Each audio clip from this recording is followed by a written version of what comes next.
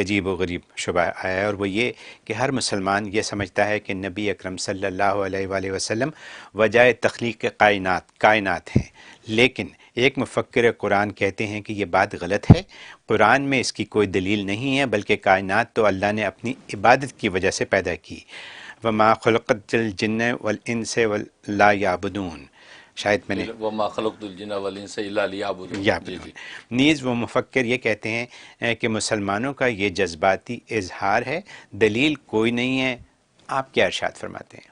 اچھا اچھا جی، واقعی عجیب و غریبی وہ ہے شبہ ہے آج کا، کہ تم مفکر قرآن کہتے ہیں کہ اللہ کی عبادت وجہ تخلیق کائنات ہے۔ جی تو یہ کہتے اگر اللہ کی عبادت وجہ تخلیق ہے تو پھر کائنات نے عبادت کی کیوں نہیں؟ کفار و مشرکین نے اللہ کی عبادت کی، مشرکوں نے عبادت کو کھوٹا کر دیا، کفار نے عبادت کی نہیں، بلکہ جو دہری ہے کمیونسٹ ہیں انہوں نے تو خود معبود کو بھی نہیں مانا۔ تو اگر وجہ تخلیق کائنات عبادت تھی تو پھر کائنات میں انسانوں نے عبادت سب نے کی کیوں نہیں؟ پھر ابو جہل عتبہ شیبہ کیوں پیدا ہوئے؟ نبی تو ان کو عبادت کا راستہ بتا رہے، کیوں نہیں عبادت کی انہوں نے؟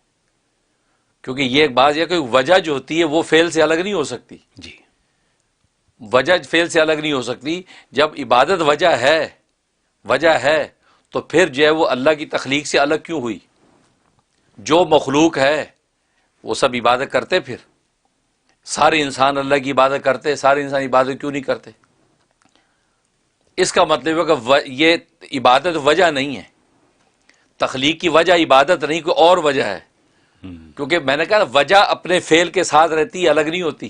درست۔ اب دیکھو ماں باپ جو ہوتے ہیں نا وہ اولاد کے پیدا ہونے کی وجہ ہیں، ماں باپ کی ملاپ کی وجہ سے اولاد پیدا ہوتی ہے نا، ٹھیک ہے نا؟ اور کوئی اولاد بغیر ماں باپ کے بظاہر پیدا نہیں ہوتی، عام قاعدے میں مرد عورت کا ملاپ ہوتا تو پیدا ہوتی ہے نا۔ لیکن پیدا ہونے کے بعد اس اولاد کا پرپز کیا، مقصد کیا ہے؟ ماں باپ اس لیے پیدا کرتے کہ ہمارا سہارا بنے۔ تو تخلیق کی وجہ ماں باپ ہیں، ٹھیک ہے، ماں باپ کا ملاپ ہے، اور مقصد اس اولاد کا ماں باپ کا سہارا بننا ہے۔ اور مقصد جو ہوتا ہے وہ الگ ہو سکتا ہے فعل سے۔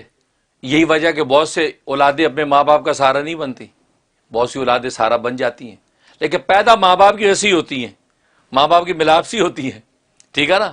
اب ایسے ایک اور مثال سمجھیں، نکاح جو ہے، نکاح صحیح ہوتا ہے گواہوں کی وجہ سے، گواہ دو موجود ہوتے ہیں، نکاح صحیح ہوتا ہے، ٹھیک، نکاح صحیح ہو گیا، لیکن نکاح کیا کیوں؟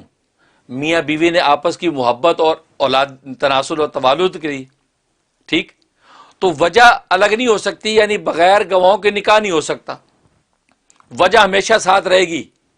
لیکن نکاح کا جو مقصد ہے وہ کیا ہے؟ کیا اولاد پیدا کرنا یا میاں بیوی کی محبت؟ لیکن ہم مشاہدہ کرتے ہیں بہت سی میاں بیوی کی محبت نہیں ہوتی آپس میں، بہت سی میاں بیوی کو اولاد ہی پیدا نہیں ہوتی۔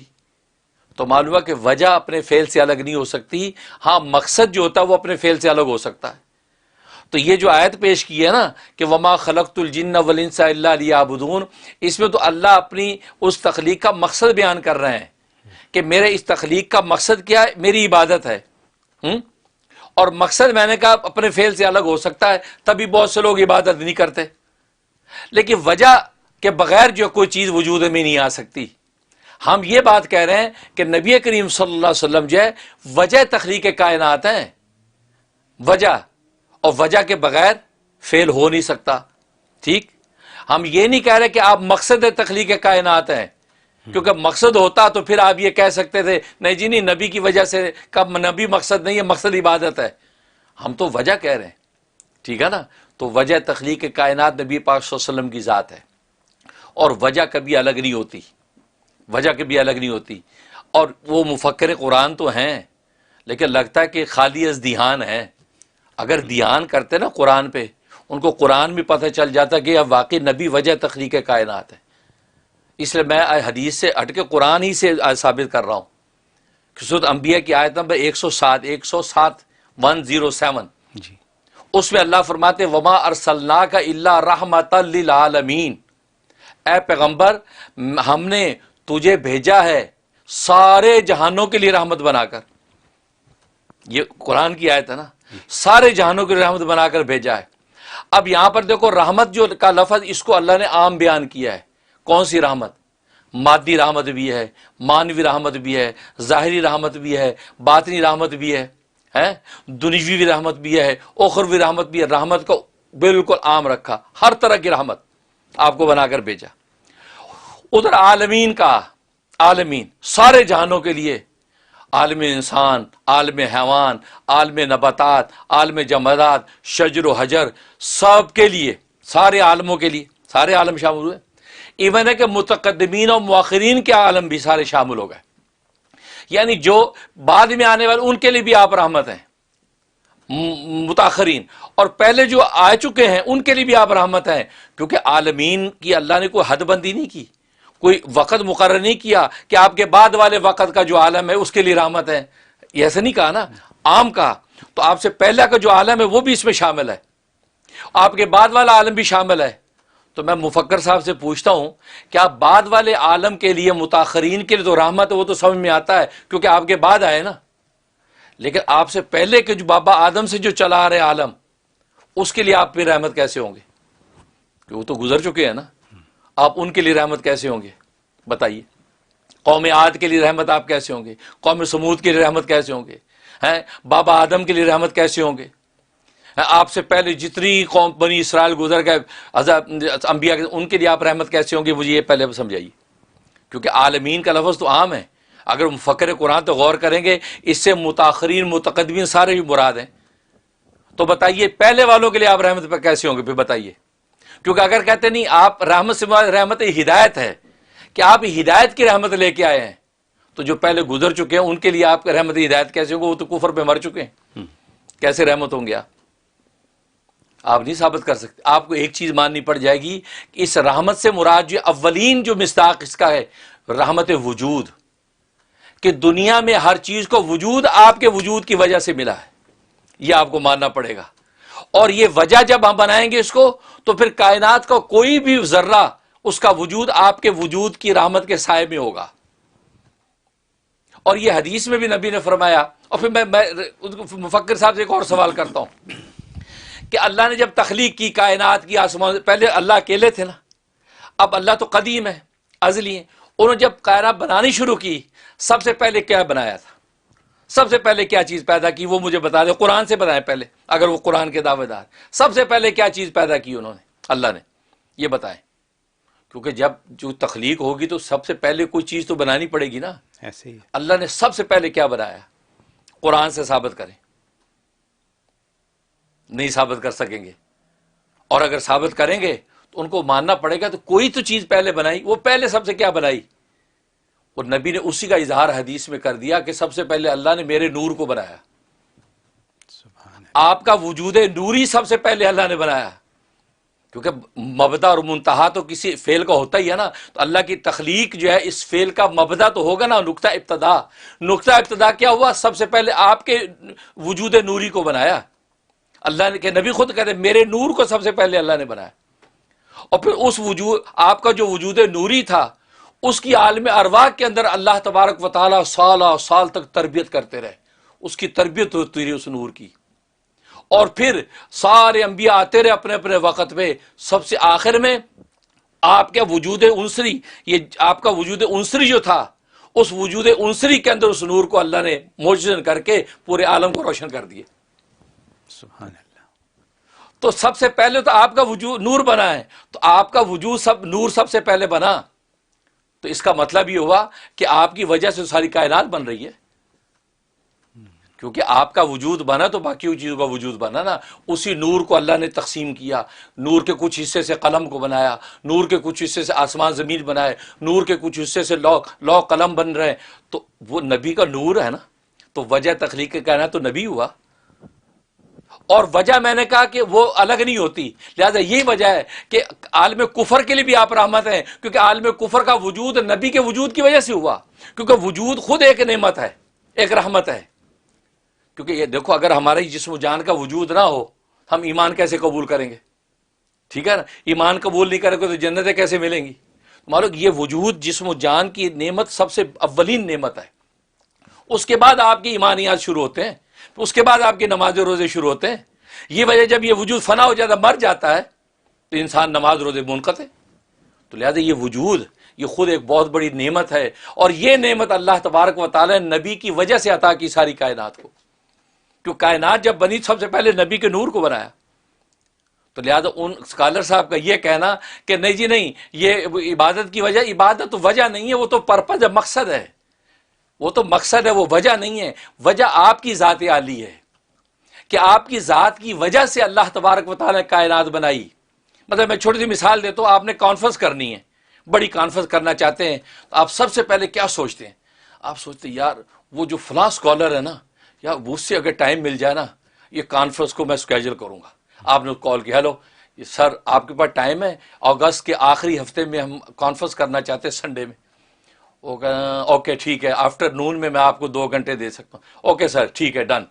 آپ سب سے پہلے اس بندے کی اوکے لیتے ہیں. جب وہ جیسے اوکے ہوتی ہے اب آپ فوراً تیاری شروع اسکیجول کرتے ہیں, بھائی وہ فلاں ہال بک کرواؤ, بھائی فلاں مہمانوں کو بلاؤ, فلاں اس سے مقرر بلاؤ, یہ اسکیجول بناؤ. اسٹیٹ سیکرٹری کو پورا شیڈول پروگرام کا دے رہے ہیں. ایسے ہی اب یہ کانفرنس سج رہی ہے.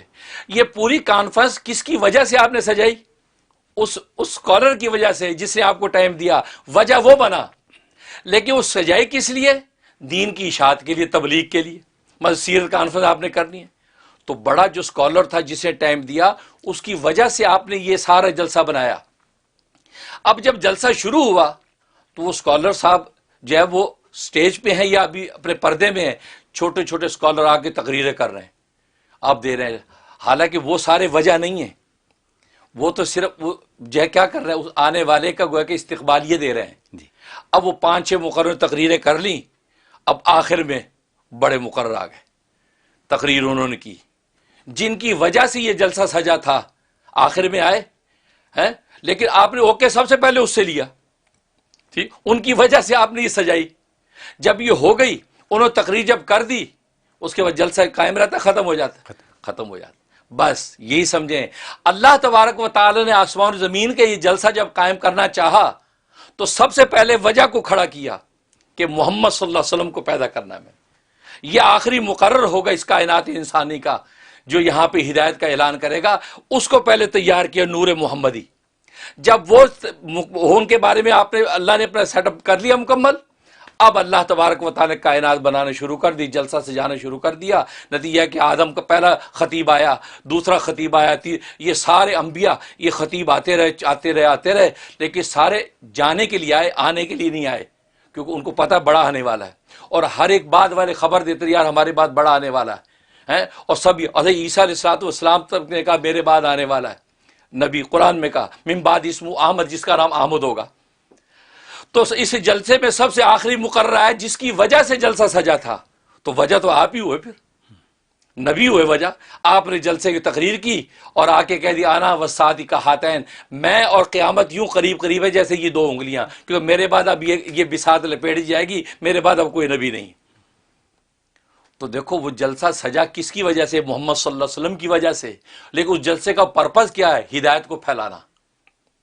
تو مقصد اور ہوتا ہے, وجہ الگ ہوتی ہے. تو مقصد تخلیق جو ہے وہ عبادت ہے, اور مقصد اپنے فعل سے الگ ہو سکتا ہے. تبھی تو بہت سے لوگ عبادت نہیں کرتے. کتنا ابو جہل عتبہ شیبہ نے نبی کو مانا بھی نہیں, ہو سکتا ہے نہیں مانا, اختیار ان کو, لیکن وجہ سے نہیں. ابو جہل کا وجود نبی کے وجود کی وجہ سے ملا, اس کو نبی کو وجود بخشا, ان کے رحمت وجود کی وجہ سے آگے سب کو وجود ملا. تو رحمت للعالمین کی اس آیت کے اندر اللہ تبارک و تعالی اولین مقصد میں آپ کے رحمت وجود کو بیان کر رہے ہیں کہ آپ کا جو ہے وجود, رحمت وجود جو ہے یہ ساری کائنات کے لیے رحمت ہے, کیونکہ آپ کو پیدا کرنا تھا تو سب کو پیدا کیا. آپ کو پیدا کرنا مقصد نہ ہوتا تو کسی کو بھی پیدا نہ کرتے. تو یہ تو قرآن سے ثابت ہو رہا ہے کہ نبی پاک صلی اللہ علیہ وسلم جو ہے وہ کیا ہیں؟ وہ رحمت وجود. اب آپ کیا کہ نہیں جی نہیں, وہ تو ہدایت کی رحمت ہدایت ہیں. اگر رحمت ہدایت ہیں تو نبی کی کوئی خصوصیت نہیں. رحمت ہدایت تو آدم بھی تھے, ابراہیم بھی تھے, ہر نبی رحمت ہدایت ہے, وہ ہدایت ہر نبی پھیلاتا ہے. تو آپ کی کیا خصوصیت ہوئی؟ اس کا مطلب ہے بات کچھ اور ہے. وہ ایسی بات ہے اس میں اور نبی بھی شریک نہیں ہو سکتے. اور وہ کیا ہے؟ وہ رحمت وجود, کہ آپ کے وجود کی وجہ سے سب کو وجود ملا.